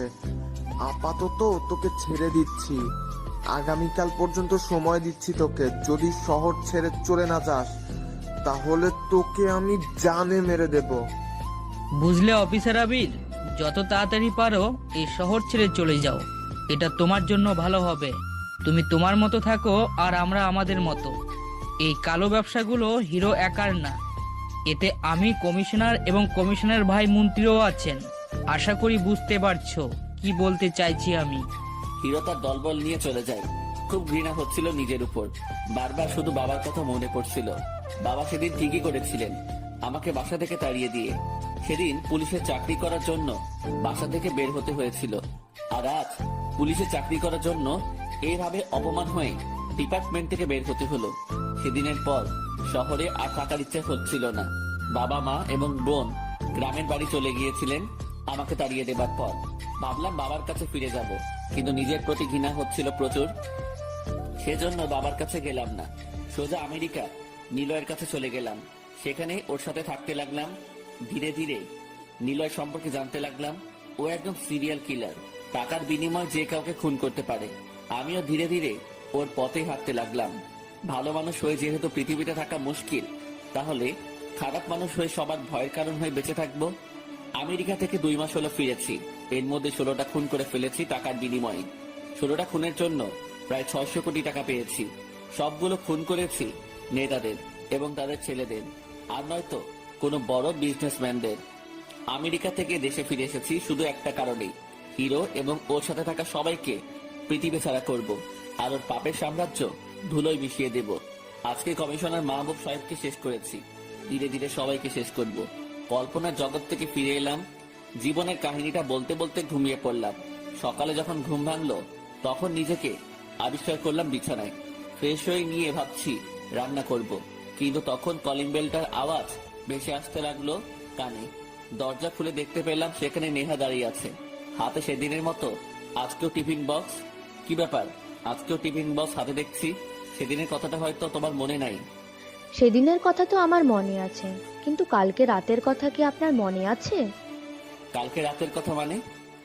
কালকে রাতের কথা মানে আপনি তো আপনার জীবন কাহিনী আমাকে বলেছিলেন। মানে আমি কখন তোমাকে জীবনের কাহিনী বললাম? কেন মনে পড়ছে না? রাতে নিজের রুমে এনে নিজের বিছানার উপরে বসিয়ে তারপর তো সব গল্প বললেন। অবশ্য শুয়েছিলেন মাতাল অবস্থায়, কেউ কিছু বললে পরে সেটা মনে থাকে না। আজকে আপনাকে দেখে সেটাই বিশ্বাস হলো। আগে বলো তো, তোমার সাথে কোনো খারাপ আচরণ তো আমি করিনি? না, সেটা অবশ্যই করেননি, শুধু নিজের লাইফের গল্পটা বলেছিলেন। আচ্ছা, এই টিফিন বক্সটা ধরেন। মনে হচ্ছে রান্না করেননি আজকে। আজকে কিন্তু আম্মু আপনার জন্য পাঠায়নি, আমি নিজেই নিয়ে এসেছি। ধন্যবাদ সত্যিটা বলার জন্য। অবশ্য অনেক ক্ষুধা লেগেছে, এই জন্য আজকে একটা নিচ্ছি। পরবর্তী সময় এসব আর আনবে না, তোমার বাবা মা খারাপ চোখে দেখবে। সেটা পরেই দেখা যাবে। মানে? কিছু না, আমি এখন চলি। নেহা চলে গেল আর আমিও টিফিন বক্সটা নিয়ে রান্নাঘরে গেলাম। তারপর খাবার টেস্ট করলাম, বাহ ভালোই টেস্ট। গতকাল রাতে কার অ্যাক্সিডেন্টে কমিশনার মাহবুব সাহেবের মৃত্যু ঘটে, পুলিশ এটা নিশ্চিত করেছে। কমিশনারের মৃত্যুর শোকে তার পরিবার কান্নায় ভেঙে পড়েছে। টিভিটা অন করে নিউজ চ্যানেলে নিউজ দেখছিলাম।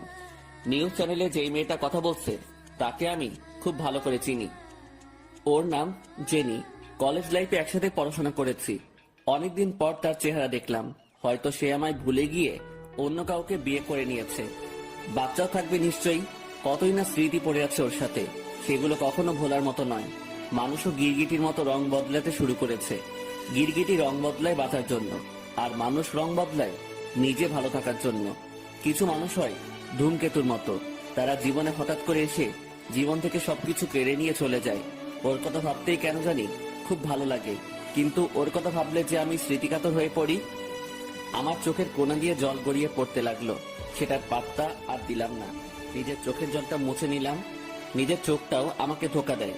ওর কথা ভাবলে নিজের অজান্তে চোখ থেকে জল পড়ে। টিভিটা অফ করে রুম থেকে বেরিয়ে পড়লাম। কমিশনার নাকি কার অ্যাক্সিডেন্টে মারা গেছে। কথা শুনলেই হাসি পাচ্ছে, কারণ অ্যাক্সিডেন্টটা তো আমি নিজেই ঘটাইছি। পুলিশ বুঝতেই পারলো না যে কমিশনারকে খুন করা হয়েছে। কমিশনারের কথা ভাবতে গিয়ে লিফট রেখে সিঁড়ি দিয়ে হেঁটে যাচ্ছিলাম। যখন খেয়াল হলো দেখলাম আমি 2 তলার ফ্ল্যাটের সামনে। নিজের মনটাও বেইমানি শুরু করে দিয়েছে। গাড়িটা ড্রাইভ করে কমিশনারের বাসার সামনে চলে এলাম। গাড়িটা পার্ক করে বাসার মধ্যে ঢুকে দেখতে পেলাম বাসায় অনেক ভিড়। ভিড় না হবারই কি আছে, কারণ একজন কমিশনার মারা গেছে, তাকে দেখতে তো লোক আসবেই। কমিশনারের লাশের পাশে তার বড় ভাই মন্ত্রী সাহেব দাঁড়িয়ে আছেন, পাশে হিরো আর মেয়র সাহেব। রকি অবশ্য নেহার সাথে দাঁড়িয়ে কথা বলছিল। নেহার মামা হন কমিশনার সাহেব, কমিশনারের ভাতিজা রকি। নেহা আর রকি কেন জানি আমার দিকে তাকিয়ে আছে। ওদের তাকিয়ে থাকাটা মোটেও সুবিধার লাগছে না, যেন মনে হচ্ছিল রকি আমাকে এখানেই মেরে ফেলবে। কিন্তু নেহা ওর হাত ধরে আছে। নেহা আর রকি আমার কাছে এগিয়ে আসলো। আপনি এখানে? শুনলাম কমিশনার সাহেব মারা গেছেন, তাই দেখতে এলাম। তোমার তো মামা হন কমিশনার সাহেব, তাই না? কিন্তু আপনি কিভাবে জানেন? সেদিন বললে যে রকি তোমার কাজিন হয়, তাই ধারণা করলাম। ও ভালো। নেহা আর রকি চলে গেল। আমি মন্ত্রীর পাশে গিয়ে দাঁড়ালাম। মেয়র আর হিরো আমাকে দেখে অবাক হয়ে যায়। অবাক হওয়ার কিছু নেই, আমি আবির ফিরে এসেছি আবার। খেলাটা শেষ করতে হবে, যে খেলাটা শেষ না করে চলে গিয়েছিলাম। মরার জন্য মনে হয় পাখনা গজিয়েছে না? আগের বার হয়তো ছেড়ে দিয়েছিলাম, কিন্তু এবার আর সেই ভুলটা করব না। শান্ত হন মিস্টার হিরো। যেই কাজটা পুলিশ হয়ে করতে পারিনি, ওই কাজ পুলিশ না হয়েই করে দেখাবো। কমিশনার তো গেল, এবার মেয়রের পালা। পারলে বাঁচিয়ে দেখাস। শান্ত হন মিস্টার হিরো। যেই কাজটা পুলিশ হয়ে করতে পারিনি, ওই কাজ পুলিশ না হয়েই করে দেখাবো। কমিশনার তো গেল, এবার মেয়রের পালা। পারলে বাঁচিয়ে দেখাস। তার মানে তুই আমার ভাইকে খুন করেছিস? তোকে তো আমি এখানেই শেষ করে দেবো। শান্ত হন মন্ত্রী সাহেব। এখানে অনেক মানুষ আছে, আমাকে কিছু করতে গেলে নিজের মান সম্মানই যাবে। তাছাড়া কমিশনারকে আমি মারলাম কই? সে তো কার অ্যাক্সিডেন্টে মারা গেছে। পুলিশ তো এটাই বলেছে, তাই না? তোকে আমি পরে দেখে নেব, যেখানে থাকিস না কেন তোকে আমি খুঁজে বের করেই মারবো, আর আমার ভাইয়ের বদলা আমি নিব। বাংলা সিনেমার ডায়লগ না মেরে ভাইয়ের মৃত্যুর শোক পালন করেন। এখন আপনার জন্য এটাই ভালো হবে। আর মেয়র সাহেব, আপনি সাবধানে গাড়ি চালাবেন, নইলে কমিশনারের মতোই মরতে হবে। আজকের দিনটা একটু আনন্দ করে নিন, কালকের জন্য বেঁচে নাও থাকতে পারেন। কথাটা বলেই হাঁটা ধরলাম। মেয়রকে মারার জন্য প্ল্যান বানাতে হবে। নিলয়কে কল করে ডেকে নিলাম। ও তাহলে ওই কথাই থাকলো, মেয়র সাহেবকে একটু ভিন্নভাবেই মারতে হবে। হ্যাঁ, কারণ তাকে সতর্ক করে দিয়ে এসেছি। তাছাড়া কমিশনারকে মারার পর মেয়র সাহেব এখন ভয় পেয়ে আছে। বাসার চারপাশে পুলিশ থাকবে তার গার্ডের জন্য। তুই জানলি কিভাবে গার্ড থাকবে? মেয়রের বাসায় যারা গার্ড হিসেবে থাকবে তাদের মধ্যে একজনের সাথে আমার পরিচয় আছে, সেই বলেছে আমাকে। ও তাহলে এখন কিভাবে মারবি মেয়রকে? বাসায় গিয়ে তো আর মারা সম্ভব না। তাছাড়া সে যেখানে যাবে সেখানেই পুলিশ থাকবে। ওইটা রাতে দেখা যাবে। পুলিশ কেন, হাজারটা সেনাবাহিনীর দল থাকলেও ওকে আজ কেউ বাঁচাতে পারবে না। তুই স্নাইপার নিয়ে আসিস, রাতে তাহলে আবার দেখা হচ্ছে। এখন চলি। কথাটা বলে উঠে পড়লাম বাসার উদ্দেশ্যে। গাড়িটা ড্রাইভ করে বাসায় চলে এলাম। রাত প্রায় 12টা বাজে। নিলয় আর আমি স্নাইপারের ব্যাগটা নিয়ে উঁচু একটা বিল্ডিং এর ছাদে বসে আছি। এখান থেকে মেয়রের বিল্ডিংটা ভালোভাবে লক্ষ্য করা যাচ্ছে। স্নাইপারটা প্রস্তুত করে নিলাম। এই বিল্ডিং থেকে কয়েকটা বিল্ডিং দূরে মেয়রের বাসা। স্নাইপার দিয়ে মেয়র যে রুমে ঘুমায় সেই রুমের দিকে দেখতে লাগলাম। সেটা ভেবেছিলাম সেটাই। মেয়র সাহেব এখনো ঘুমায়নি। তারই বা ঘুম আসে মৃত্যুর কথা শুনলে? মেয়র নিজের রুমে হাঁটাহাঁটি করছিলেন। জানালা দিয়ে স্পষ্ট বোঝা যাচ্ছে। যদিও কাঁচের জানালার উপর সাদা পর্দা লাগানো, তবুও মেয়রকে লক্ষ্য করা যাচ্ছিল, কারণ তার রুমের লাইট বেশ আলো ছড়াচ্ছিল। মেয়র নিজের ফোনটা কানে উঠিয়ে নিলেন। আমি নিশ্চিত ফোনটা হিরো অথবা মন্ত্রী করেছে। হয়তো মেয়র মরে গেছে কিনা সেটার খবর নেবার জন্যই কল করেছে। মেয়র জানালার পাশে দাঁড়িয়ে কথা বলতে লাগলো। এটাই সময় মেয়রকে গুলি করার জন্য। স্নাইপারের নিশানা মেয়রের মাথায় ঠেকালাম, কিন্তু মেয়র সাহেব জানালার পাশ থেকে সরে গেলেন। অন্য পাশে ঘুরে রুমের মাঝামাঝি দাঁড়িয়ে কথা বলছেন। নিশানাটা আমি তার মাথার পিছনে ঠেকালাম। 3, 2, শুট। গুলিটা তীব্র গতিতে তার জানালার কাঁচ ভেঙে মাথার পেছন দিয়ে ঢুকে পড়ল। জানালার কাঁচ ভাঙার শব্দ শুনে গার্ডে থাকা পুলিশগুলো মেয়রের জানালার দিকে তাকাতে লাগলো। তারপর কিছু পুলিশ বাসার এদিক সেদিক দেখতে লাগলো, আর কিছু পুলিশ মেয়রের বাসার মধ্যে ঢুকে পড়ল। স্নাইপারটাকে ব্যাগের মধ্যে আবার রেখে দিলাম। তারপর নিলয় আর আমি বিল্ডিং এর ছাদ থেকে নেমে পড়লাম। গাড়িতে উঠে গাড়ি ড্রাইভ করতে লাগলাম। ভালোই স্নাইপিং শিখে গেছিস দেখছি। তবে তোর থেকে অতটা না। আমি তো মাত্র স্নাইপিং শুরু করছি, আর তুই সেই কয়েক বছর আগে থেকে। যাই বলিস না কেন, আজকে শ্যুটটা হেভি হবে। পুলিশ আর মেয়রকে বোকা বানিয়ে মেয়রকে মেরে অনেক মজা পাওয়া গেল। পরবর্তী টার্গেট থাকবে মন্ত্রী, আর শেষে হিরো। মন্ত্রীর কাহিনীটা কবে শুরু হবে? তুই চাইলে কালকে শুরু করতে পারি। ওকে মারার প্ল্যান আমি করে রেখেছি। কি প্ল্যানিং করছিস? এখন মন্ত্রী আর হিরো দুজনেই খুব আতঙ্কে আছে। আমাকে মারার চেষ্টা করবে, তার আগেই মন্ত্রীকে শেষ করতে হবে। ভাবতেছি স্নাইপার দিয়েই মন্ত্রীর গল্পের ইতি টানবো। ওকে, তাহলে কালকে রাতে আবার দেখা হবে। রাতে নয়, দিনে। মন্ত্রীকে মারবো দিনে। কালকে ওর একটা জরুরি সভা আছে। আচ্ছা ঠিক আছে। নিলয়কে ওর বাসার সামনে নামিয়ে দিয়ে গাড়িটা ড্রাইভ করে আমিও বাসায় চলে আসলাম। লিফট আজকেও বন্ধ। আজকেও আমাকে হেঁটে উপরে উঠতে হবে। কালকের মতো আজকে অবশ্য নেশা করে আসিনি। কালকের মতো আজকে আর গান না গেয়ে ভালো ছেলের মতো উপরে উঠতে লাগলাম। 11 তলার ফ্ল্যাটের কাছাকাছি এসে দেখতে পেলাম নেহা দাঁড়িয়ে আছে। একটু মাতাল হওয়ার ভান করে উপরে উঠতে আমার সামনে ভান করতে হবে না। নেশা না করে নেশাখোরদের মতন কখনোই হওয়া সম্ভব না, বুঝলেন? কিন্তু তুমি এত রাতে এখানে কেন দাঁড়িয়ে আছো? ঘুমাতে যাও। ঘুম চোখে না আসলে কি করব? আর ঘুমালেই একজন স্বপ্নের মধ্যে এসে ঘুমটা নষ্ট করে দেয়, আর সারাক্ষণ শুধু তারই কথা মাথায় ঘুরপাক খায়। বলতে গেলে আমি তাকে ভালোবেসে ফেলেছি। আমি ওই এক মিনিট, আমার সাথে এসব ভালোবাসাবাসি একদমই চলবে না। আমি কাউকে ভালোবাসতে পারবো না। আমি একমাত্র টাকাকেই ভালোবাসি। সরে দাঁড়াও, আমাকে রুমে যেতে হবে। আমি আবার কখন বললাম আমি আপনাকে ভালোবাসি? তাছাড়াও আমি আপনাকে আটকেও রাখিনি, আপনি চাইলে যেতে পারেন। সত্যি তো, নেহা কখন বলল যে আমায় সে ভালোবাসে? আমি একটু বেশি ভেবে ফেললাম নাকি? কিন্তু ও যেভাবে কথা বলছিল মনে হলো ও আমাকে ভালোবাসার কথা বলছে। তাছাড়া আমাকে যদি ভালোই না বাসে তাহলে সারাক্ষণ আমার পিছু পিছু ঘুরঘুর কেন করে? আর এত রাতে এখানেই বা দাঁড়িয়ে থাকবে কেন? কি হলো, যাচ্ছে না যে? ভূত ধরলো নাকি আবার? না, ভূত তো ছেলে হয়ে যায়। আপনি তাহলে ভূত, আর আপনাকে নিশ্চয়ই পেতনিতে ধরেছে। হয় পেতনিতে ধরছে তো মিস পেতনি আপনি থাকেন, আমি আমার রুমে চাই। কথাটা বলে সিঁড়ি দিয়ে উপরে উঠতে লাগলাম। আমি আপনাকে কখন ধরলাম? আর আমি মোটেও পেতনি নই, আমি যথেষ্ট সুন্দরী। প্রত্যেক দিন পার্লারে গিয়ে রূপচর্চা করেছি। পেতনি না হলে নিশ্চয়ই পার্লারে যেতে না। আমাকে দেখেছো কখনো পার্লারে যেতে? কারণ আমি ভূত নই যে আমার রূপচর্চা করতে হবে। আমি এমনিতেই অনেক সুন্দর। পার্লারে গিয়েও কেউ পেতনি হয়ে যায় না। আর পার্লারে গেলে যদি কোনো মেয়ে পেতনি হয়ে যায় তাহলে ছেলেরাও সেলুনে যাওয়ার জন্য ভূত নিশ্চয়ই হবে। সো আপনি একটা ভূত, আর আপনার বিয়ে কোনো একটি পেতনির সাথেই হবে। কথাটা মনে রাখবেন।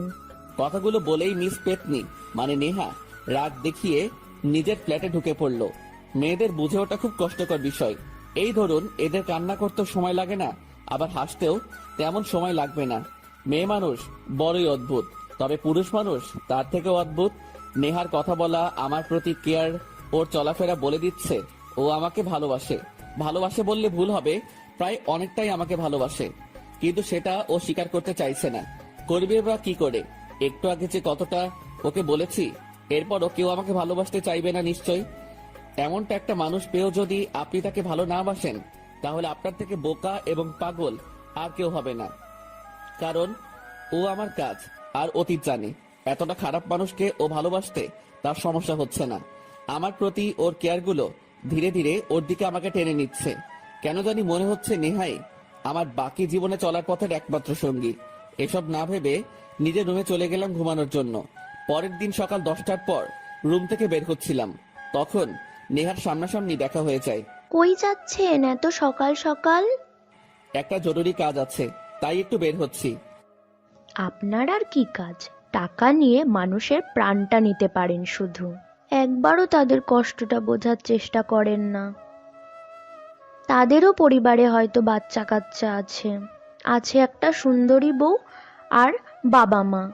একবারও ভেবে দেখেছেন তাদের মৃত্যু হলে একটা পরিবার কতটা কষ্টে ডুবে যায়? বেঁচে থাকার ইচ্ছাটুকুও তাদের মধ্যে থেকে মরে যায়। তবে কিছু সংখ্যক মানুষ বেঁচে থাকে শুধুমাত্র প্রতিশোধের আশায়। আপনার কাছে না তাদের মনের ইমোশন, অভিমান, ভালোবাসা এবং মন বোঝার ক্ষমতা নিশ্চয়ই নেই। শুধুমাত্র টাকার গন্ধটা নেওয়ার জন্য একটা নাক আছে। আপনি কখনো কাউকে বোঝার চেষ্টাটুকুও করেন নাই।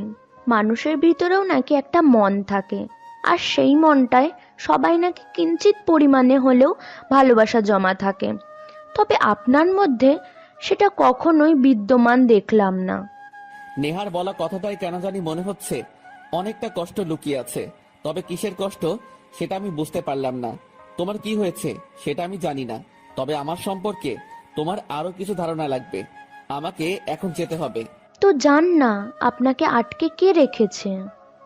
আপনাকে আটকে রাখতে পারলে সেটা অনেক আগেই চেষ্টা করতাম, কিন্তু আপনি তো আপনার নিয়মেই চলেন। আপনাকে আটকানোর শক্তি একমাত্র ওই উপরওয়ালার কাছেই আছে। হ্যাঁ, আমি তোমার নিয়মে চলি, কারণ আমি আমার নিয়মে চলতে ভালোবাসি। অন্যের নিয়মে চলে অনেক কিছু হারিয়েছি। আমি চাই না অন্যের নিয়মে চলে আবার কিছু হারাতে। তোমাকে এসব বলে লাভ নাই, আমার সময় নেই, আমি চলি। কথাগুলো বলেই হাঁটা ধরলাম। নেহার কথাগুলো সত্যি খুব অদ্ভুত লাগলো আজ। হয়তো আমাকে অনেকটাই ভালোবেসে ফেলেছে। কালকে রাতে হয়তো আমার কথায় অনেক কষ্ট পেয়েছে। আমি কাউকে ভালোবাসতে পারবো না, আমি শুধু টাকাকে ভালোবাসি। হয়তো এই কথাতেই আমি গাড়িটা ড্রাইভ করে নিলয়কে পিক করে নিয়ে জায়গা মতো পৌঁছে গেলাম। তারপর দুজনে একটা বড় বিল্ডিং এর ছাদে উঠে পড়লাম। স্নাইপারটা ব্যাগ থেকে বের করে ঠিক করতে লাগলাম। তারপর দেখতে লাগলাম মন্ত্রী সাহেবকে। মাত্রই সে গাড়ি থেকে নেমে স্টেজে উঠেছে। স্টেজটা একটা কলেজের মাঠে করা হয়েছে, যেন অনেক মানুষ সেখানে উপস্থিত হতে পারে। তারপর শত শত মানুষের সামনে দাঁড়িয়ে তিনি বক্তব্য দিতে লাগলো। হয়তো তার জানা নেই এটাই তার শেষ বক্তব্য। এরপরে তিনি আর কোনো বক্তব্য দিতে পারবে না। তার পাপের শাস্তি হিসেবে আমি নিজে তাকে শাস্তি দিব। এরপরে তিনি আর কোনোদিন পাপ করতে পারবে না। শুট আমি করি, দে। হুম, তোকে করতে হবে না, আমার প্রতিশোধ আমি নেব। ঠিক আছে। আচ্ছা আবির, আমরা যদি কখনো আলাদা হয়ে যাই তাহলে কেমন লাগবে? আমরা আলাদা কখনো হতে যাব কেন? ধর কখনো হয়ে গেলাম, তখন কি করবি? আমি জানি আমরা কখনো আলাদা হবই না। তোর ফালতু কথা রাখ আর আমার কাজটা করতে দে। কর। কলেজের মাঠ থেকে আমরা অনেকটা দূরে অবস্থান করেছি, যেন কেউ আমাদের লক্ষ্য করতে না পারে। স্নাইপারটা কলেজের মাঠের দিকে ঘোরালাম। তারপর সেটা নিশানা মন্ত্রীর কপাল বরাবর ঠেকালাম। কয়েক সেকেন্ড পর দ্রুত গতিতে একটা বুলেট গিয়ে মন্ত্রীর কপালে ঢুকে গেল। মুহূর্তের মধ্যে মন্ত্রী সাহেব স্টেজের উপর শুয়ে পড়ল। চারিদিকে হইচই পড়ে গেল। মানুষজন এদিক ওদিক ছুটতে লাগলো। কিছু পুলিশ মন্ত্রী সাহেবের কাছে এগিয়ে গেল, আর কিছু পুলিশ চারিদিকে ছড়িয়ে পড়ল যেন খুনিকে ধরতে পারে। কিন্তু তারা কখনোই খুনিকে ধরতে পারবে না, কারণ অনেক দূর থেকে গুলি চালিয়েছি। পুলিশের চোখ এত দূর আসবে না। আর একজনকে খুন করতে পারলেই আমার প্রতিশোধ শেষ হবে। হিরোকে খুন করার পর নিশ্চিন্তে একটা শান্তিতে ঘুম দিতে পারবো।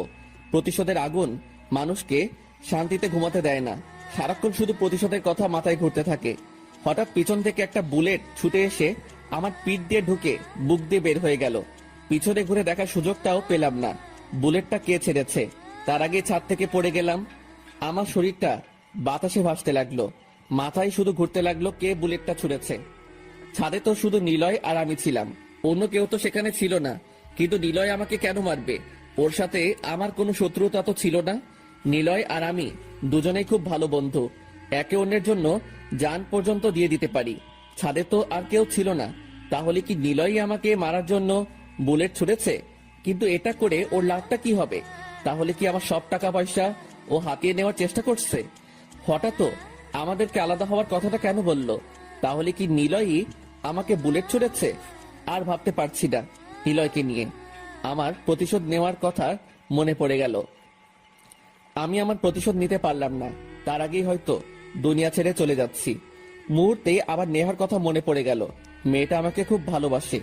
যখন শুনবে আমি আর বেঁচে নেই, তখন সে কি করবে? আমি ভেবেছিলাম ওর সাথে বাকি জীবনটা কাটিয়ে দেব, কিন্তু সেটা আর হলো না। প্রথমে জেনি আমাকে ছেড়ে চলে গেল, আর এখন আমি নেহাকে ছেড়ে চলে যাচ্ছি। ভালোবাসা হয়তো এমনই, কাউকে ইচ্ছা করলেই সহজে পাওয়া যায় না। হয়তো ভালোবাসার মধ্যে প্রকৃতি বাধা হয়ে দাঁড়াবে, আর নয়তো পরিবার। ধপাস করে একটা গাড়ির উপর আমি পড়ে গেলাম। মুহূর্তের মধ্যে দু চোখ বন্ধ হয়ে গেল, সাথে শ্বাস প্রশ্বাসও বন্ধ হয়ে গেল। হয়তো চলে যাচ্ছি চিরচেনা পৃথিবী থেকে।